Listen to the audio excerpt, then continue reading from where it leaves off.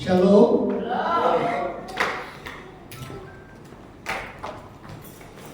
Puji Tuhan, Bapak Ibu kekasih di dalam Tuhan kita Yesus Kristus.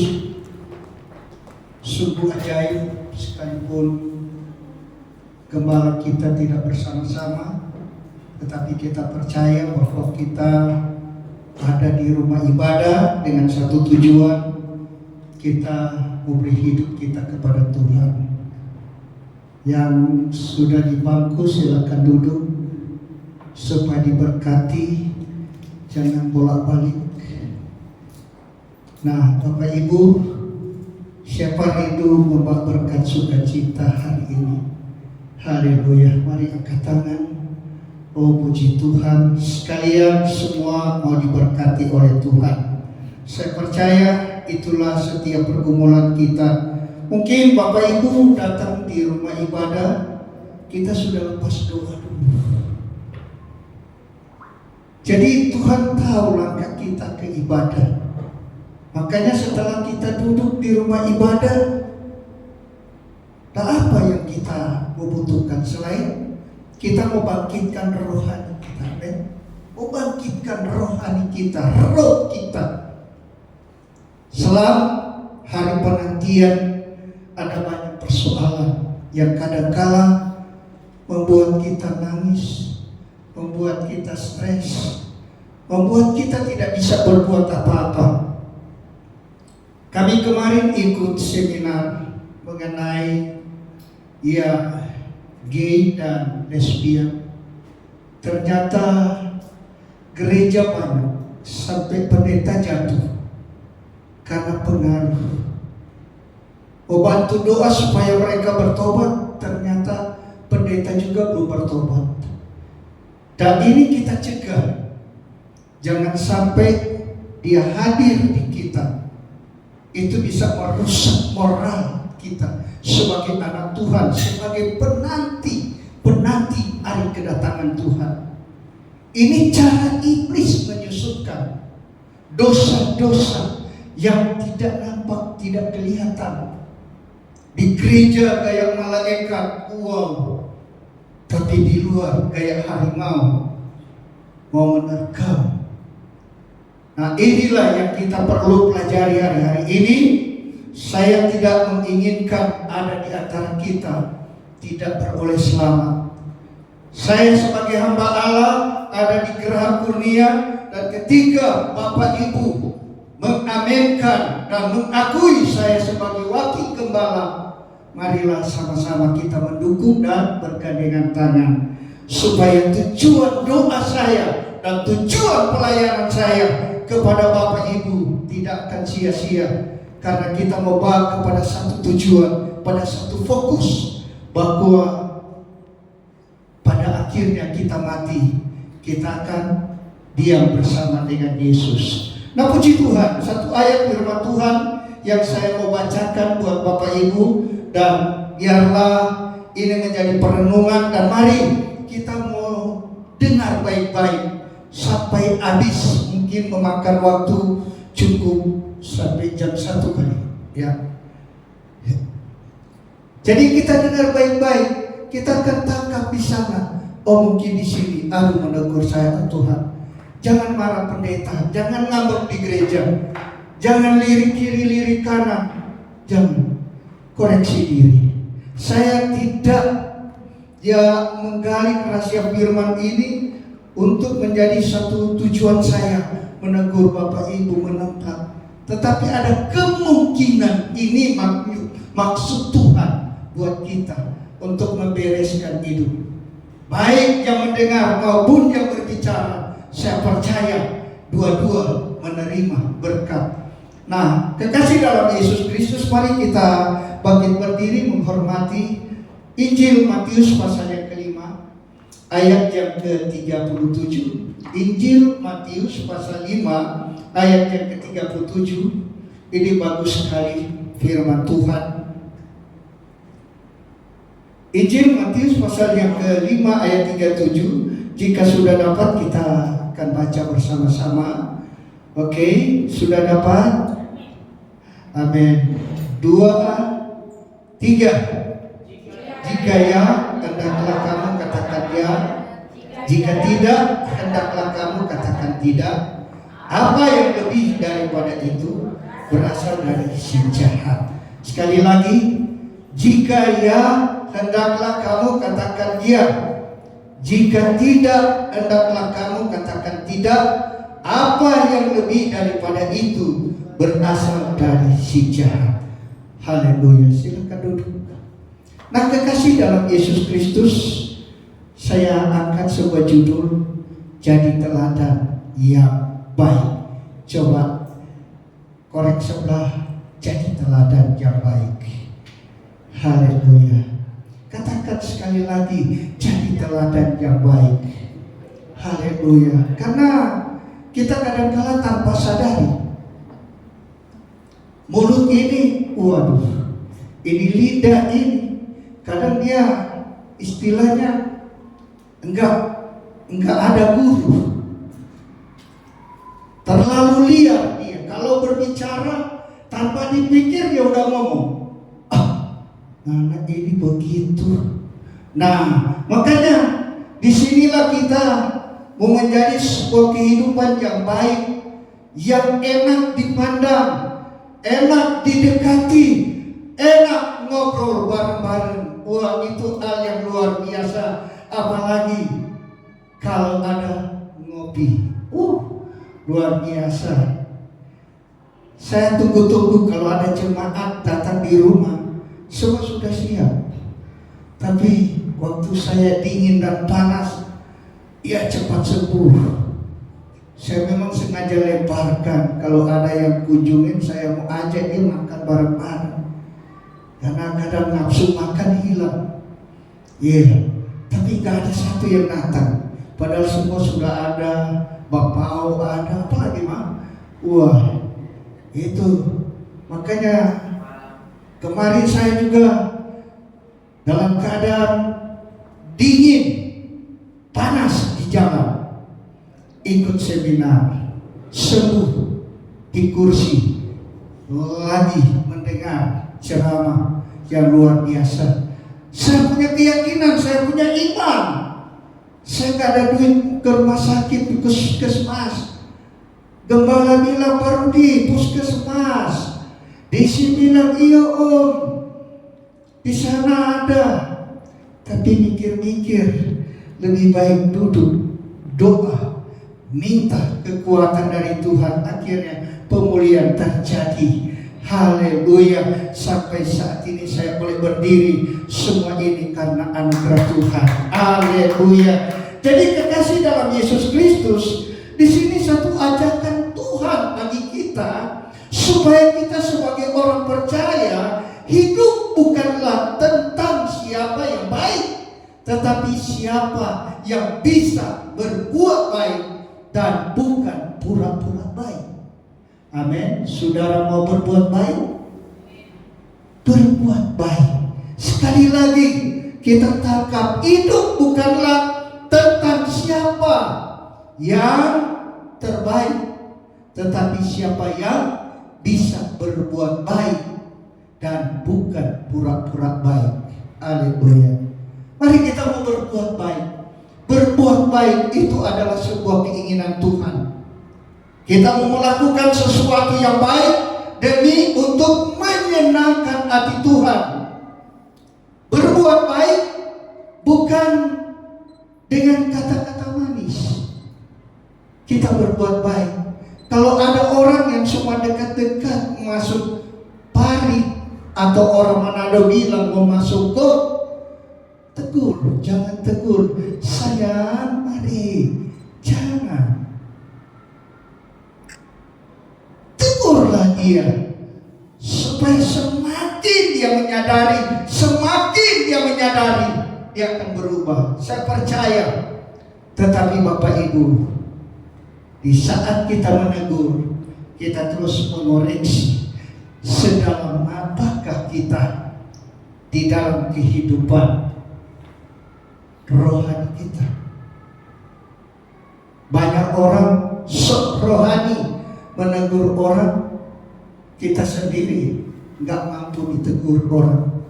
Tetapi saya percaya bahwa kita yang ada di jemaat Geraha Kurnia siap apapun. Amin. Jadi di sini kita lihat bahwa Tuhan mau membimbing kita supaya kita mampu untuk berkata ya di atas yang ya, tidak di atas yang tidak. Karena lebih dari itu semata-mata adalah kejahatan. Kekasih dalam Tuhan Yesus, semakin modern suatu zaman semakin berkembang kepura-puraan, bahkan teknik dan aktingnya bisa dipelajari secara profesional. Akibatnya banyak orang mengalami kebahagiaan semu karena kepura-puraannya. Sebaiknya jalani saja hidup ini dengan apa adanya, maka hidup kita akan menjadi ringan tanpa beban. Jadi kita lihat dunia semakin modern, perkembangan semakin nampak. Hidup rohani jangan sampai ketinggalan. Kita harus menjadi orang yang tulus, ikhlas di hadapan Tuhan, di hadapan sesama. Jangan menjadi orang yang pura-pura. Dan inilah yang sering terjadi bagi zaman Tuhan Yesus. Di mana-mana Tuhan Yesus berada, disitulah mereka datang. Dan orang-orang ini adalah orang-orang yang tidak mau mencari kebenaran, tetapi suka mau mencari dan mau melihat di mana kelemahan, di mana kekurangan Yesus. Karena mereka datang bukan datang dengan tujuan supaya mereka dilawan, supaya mereka diselamatkan, tetapi mereka hanya datang dengan pura-pura menjadi jemaat, pura-pura menjadi majelis, pura-pura menjadi seorang hamba, tetapi tujuannya hanya berkedok, ingin sesuatu.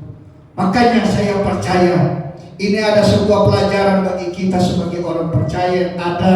Mari kita simak baik-baik firman Tuhan yang sangat luar biasa. Kita lihat dalam Amsal pasal 13 ayat yang ke-7. Amsal 13 ayat yang ke-7. Amsal 13 ayat yang ke-7. Ada yang bisa baca? Kita lihat di papan di monitor. Coba ada yang bisa baca, tolong nyarikan suara. Atau kita baca bareng-bareng Amsal pasal yang ke-13 ayat 7. Oke, semua lihat, baca 2, 3. Ada orang yang berlagak kaya tetapi tidak mempunyai apa-apa.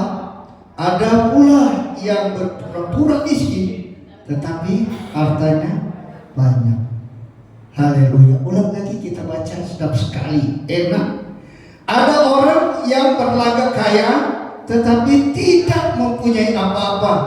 Ada pula yang berpura-pura miskin tetapi banyak harta. Haleluya. Ada di sini. Waduh. Kita aminkan bahwa kita adalah orang yang mendapatkan berkat. Makanya kan saya selalu berdoa, Tuhan, biarlah Tuhan curahkan berkat-berkat yang tidak dimakan oleh ngengat dan karat, tidak dicuri orang, tidak dirampok, tidak dibunuh, tidak diperkosa. Karena harta yang tidak dimakan oleh ngengat dan karat itu semua tersimpan di surga. Dan itu ada di dalam hati kita. Dan Bapak Ibu, apa artinya Bapak Ibu duduk di bangku sekolah dari SD, SMP, SMA, perguruan tinggi? Apa? Mau jadi apa? untuk memiliki wawasan, menjadi orang yang pintar. Dan kalau orang yang tidak injak sekolah pun, coba Anda dekati, Anda bodoh-bodohi, dia ikut. Anda mau tarik kemana dia ikut, pasti dia ikut. Anda mau bujuk dia, aku kasih 10.000, perjalanan jauh, dia ikut. Dia gak pikir apa yang penting dia dapat. Tuh orang bodoh. Tapi orang-orang yang berpendidikan, dan mungkin Anda bisa bodohi, malah Anda dibodohi. Nah, inilah kegunaan kita ada di Ka'bahnya Allah. Kita menjadi orang yang bijak rohani karena kita banyak menelaah, banyak mempelajari, banyak mendengarkan kebenaran Allah, sehingga kebenaran inilah yang terus menggodok hidup kita. Kebenaran inilah yang akan memberi kita orang yang bermoral, orang yang memiliki mental kerajaan, mental yang tidak pernah dapat dilunturkan oleh siapapun karena kita memiliki mental kerajaan.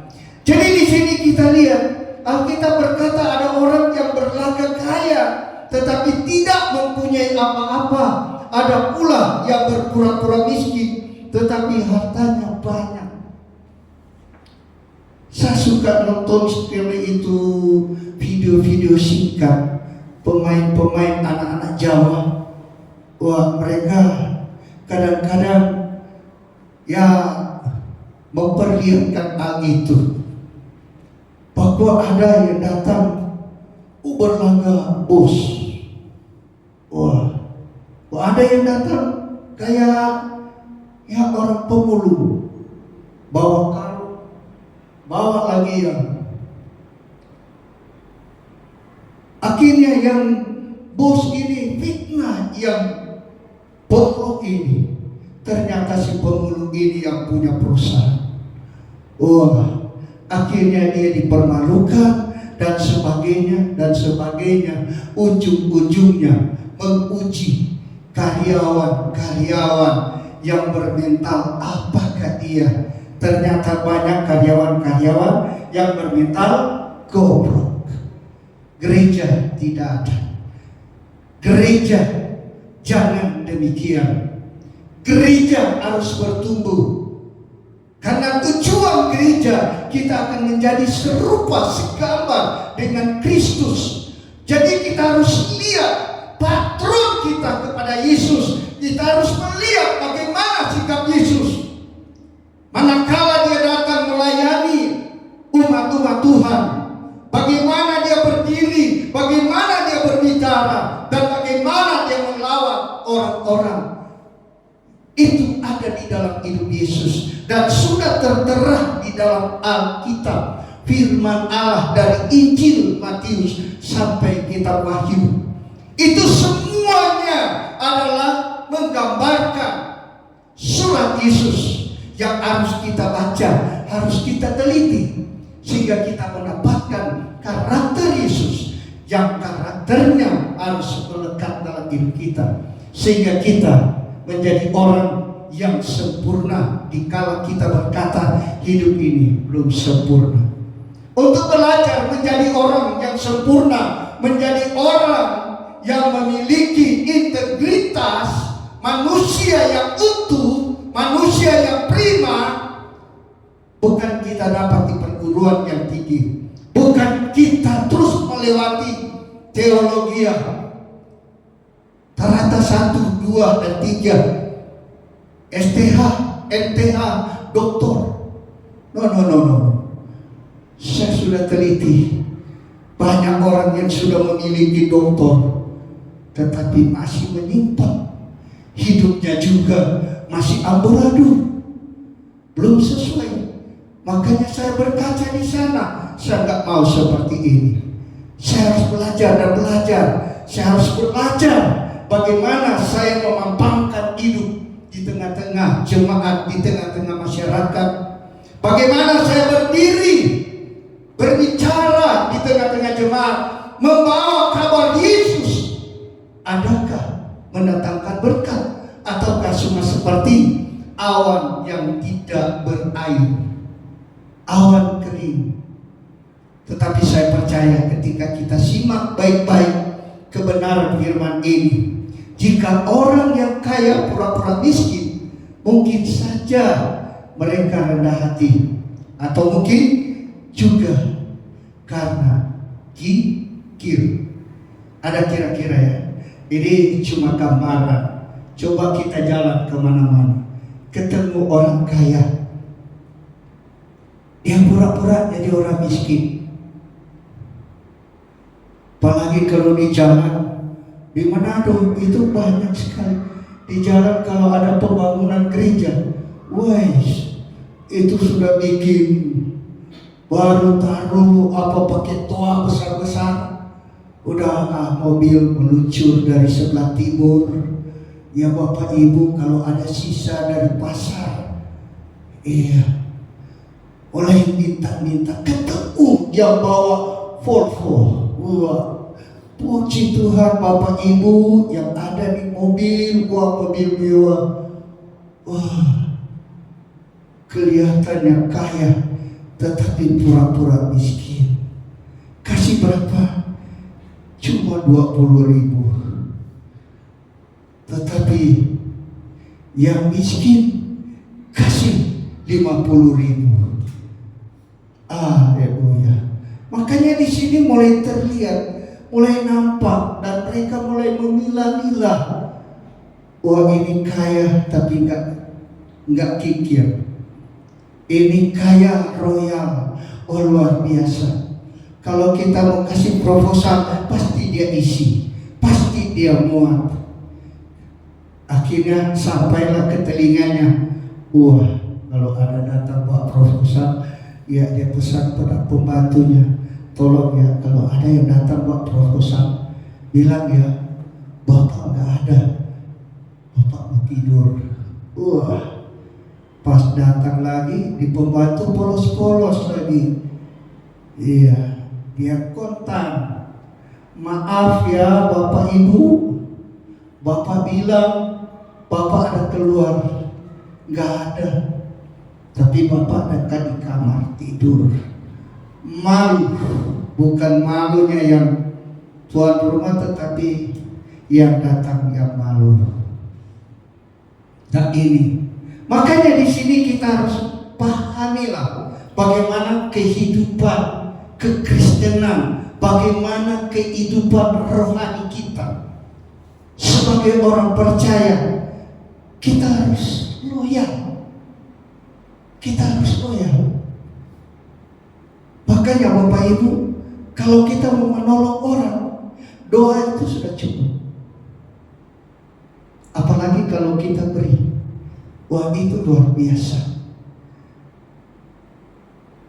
Jangan kita mau menolong orang, nggak kasih apa-apa, nggak doakan, teriak lagi. Itu bahaya. Setelah dicek, ada kabar, kedengaran, wah tadi saya dengar orang-orang dari GSJA Gerah Kurnia. Siapa dia? Itu Pak Pendeta Rudi. Orang sakit malah dia teriak-teriak, nggak tolong, nggak doa. Wah bahaya, tergoncanglah Gerah Kurnia. Malu. Makanya marilah Bapak Ibu, kita menjadi orang yang betul-betul rohani, yang tidak pura-pura. Jadi di sini kita lihat bahwa firman Tuhan datang mengingatkan kita supaya kita sebagai orang percaya yang memiliki berkat, jangan kita tahan. Di dalam Kolose pasal 2, Kolose pasal 2 ayat 18. Kolose pasal 2 ayat 18. Monitor. Kolose pasal 2 ayat 18. Kita akan baca bareng-bareng lagi. 2, 3. Boleh orang yang pura-pura merendahkan diri dan beribadah kepada malaikat, serta berkanjang pada penglihatan-penglihatan, dan tanpa alasan membesar-besarkan diri oleh pikirannya yang duniawi. Dan ini Paulus studi kepada jemaat yang ada di Kolose, karena mereka sedang diperkuatkan dengan hal ini. Dan Paulus tahu bahwa hal-hal ini ketika mereka pegang terus, bukan akan maju rohani mereka, bukan akan naik rohani mereka, malah semakin merosot dan rata tanah. Tidak akan mendapatkan apa-apa dari Tuhan. Kekasih dalam Yesus Kristus, yang paling berbahaya lagi, orang yang pura-pura rohani. Mudah sekali bawa-bawa nama Tuhan, dikit-dikit dia bilang kata Tuhan, atau mereka bilang Tuhan berkata bahwa Anda harus memberikan saya ini dan itu. Dan ini bahaya. Saya pernah jumpa, dan akhirnya tidak berapa lama dia keluar. Ternyata dia berkedok rohani, bagi karunia supaya dapat. Iya, sekalipun kita punya karunia, janganlah seperti itu. Masalah berkat, berdoa, Tuhan ada 1000 cara untuk memberkati kita. Hari ini Anda berdoa belum temu, hari ini Anda berdoa belum memperoleh. Minggu depan, lusa, bulan depan, tahun depan, bosan berdoa. Tapi berdoa terus. Tuhan bilang berdoa, minta terus, minta terus. Datang Kairos, waktunya Tuhan, Anda akan tercengang-cengang apa yang ada di tangan Anda. Amin. Anda akan tercengang-cengang melihat waktunya Tuhan, Kairosnya Tuhan. Berkat Tuhan, Tuhan lepas. Luar biasa. Jangan cemu-cemu berbuat baik, jangan cemu-cemu berdoa. Sudah cukup. Sudahlah, tidak usah bergereja, percuma. Kita doa aja di rumah, doa aja di rumah, nggak dapat apalagi doa. Mau kasih di rumah, mau bawa lagi persembahan, mau kasih perpuluhan, udah habis, udah bosan. Kenapa? Karena setiap doanya dia tidak berdoa dengan iman, tetapi berdoa dengan emosi, berdoa dengan hawa nafsu, supaya berkat melimpah turun secepat maunya. Dan akhirnya banyak juga orang yang berdoa, Tuhan jawab cepat, dan dia terima cepat. Tetapi setelah dia terima, dia tidak mampu kelola berkat itu. Dan berkat itu menggiurkan dia sampai lupa daratan, lupa Tuhan, lupa orang yang bantu doa. Haleluya. Jadi disinilah yang Tuhan ingatkan kepada kita, jangan terus berkancang dalam penglihatan dan sebagainya. Saya punya karunia, saya datangi orang kaya, hai anak-anakku, anakku. Tuhan berkata, berikanlah kepada hambamu yang berdiri di sini 10 juta, 20 juta. Kasihan Icainas Danas lagi ini yang masih polos-polos karunia, dia masih dalam keadaan takut. Pokok korek suami istri, lihat di laci ada. Dia kasih. Pulanglah, dikasih amplop. Setelah kedua mereka pulang, mereka memboroskan makan dan sebagainya. Nah, inilah tujuan orang-orang yang berkedok rohani. Makanya di gereja saya ingatkan supaya kita pahami. Mari kita dengar baik-baik. Mungkin di luar sana kita akan ketemu, kita akan jumpa, dia akan datang di pribadi kita. Hati-hati. Kalau boleh kita tengking. Dia bawa sedikit-sedikit nama Tuhan. Kita juga tengking kaki Tuhan. Darah Yesus saya penipu. Iya. Supaya benar-benar iman kita ini, iman yang betul-betul sudah teruji. Jadi kita betul-betul menjadi heran hal-hal yang demikian. Dalam kitab Amsal pasal yang ke-26 ayat 23 hingga ayat 25, kita lihat di sana kitab Amsal. Ini ayat sangat yang bagus. Kitab Amsal pasal yang ke-26 ayat 23 hingga ayat 25. Ya, saya bacakan. Bapak Ibu ikuti. Ya, dia bilang begini. Seperti pecahan periuk bersalutkan perak, demikianlah bibir manis dengan hati jahat. Si pembenci berpura-pura dengan bibirnya, tetapi dalam hati dikandungnya tipu daya. Kalau ia ramah, janganlah percaya padanya, karena 7 kekejian ada dalam hatinya. Wah, luar biasa ini. Ini kata-kata bijak yang disampaikan Salomo. Kita pahami, jangan sampai ini kita akan terjebak di sana.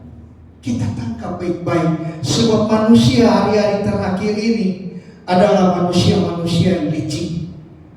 Mencari sesuatu, semua dihalalkan. Dan tidak ada yang bilang, oh ini haram, oh ini halal. Kalau ini korupsi, oh ini halal, dapat duit. Korupsi, bawa di gereja perpuluhannya. Wah, ini bahaya. Jadi di sini kita lihat bahwa Amsal dia menyampaikan seperti pecahan periuk bersalutkan perak, demikianlah bibir manis dengan hati jahat. Luar biasa. Lain di bibir, lain di hati. Haleluya. Jangan ada di sini ya, jangan ada. Kalau ada orang-orang suka lain di bibir, lain di hati, ke rumah aja dulu. Kita ngobrol sejauh seberapa jam, kalau boleh dari pagi ke pagi di rumah. Dia pasti akan ada perubahan. Saya cuma ceritakan tentang kebenaran. Dia pasti akan berubah. Dia punya bibir lain, dia punya hati lain. Yang perlu diubahkan itu adalah hati. Supaya hati berubah, bibir berubah, jadi sama. Sama apa di hati, apa di mulut. Itu hal yang luar biasa. Gereja harus demikian supaya memuliakan Tuhan sangat dahsyat. Heran Bapak Ibu. Jadi manusia palsu yang ABS, mungkin saudara belum tahu apa itu ABS. Di sini asal Bapak senang, alias penjilat ada di mana-mana. Bahkan dalam organisasi gereja pun banyak orang-orang yang demikian. Haleluya. Ini penipuan rohani.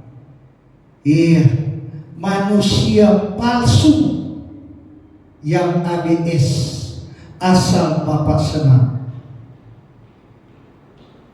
Ngobrol-ngobrol, dia mulai jilat. Tawar ini, ikut ini, yang penting duit dulu. Begitu dia pulang, semua dia tutup. HP dia tutup, segala-galanya ditutup. Gitu kita kejar, menghilang. Kena tipuan. Ada pernah di sini? Coba kata. Sekarang mulai menjalar. bagaikan akar lalang, dia menjalan di bawah tanah. Di mana dia akan dapati, dia keluar di sana. Kalau dia tahu mungkin, wah, di Pak Lukas ini, dia keluar di Pak Lukas. Dia tahu sakunya Pak Lukas, dia mau jilat. Jadi banyak juga, bukan hanya orang-orang bisnismen, tetapi orang-orang rohani yang demikian. Makanya Bapak Ibu kita waspada hari-hari ini. Heran,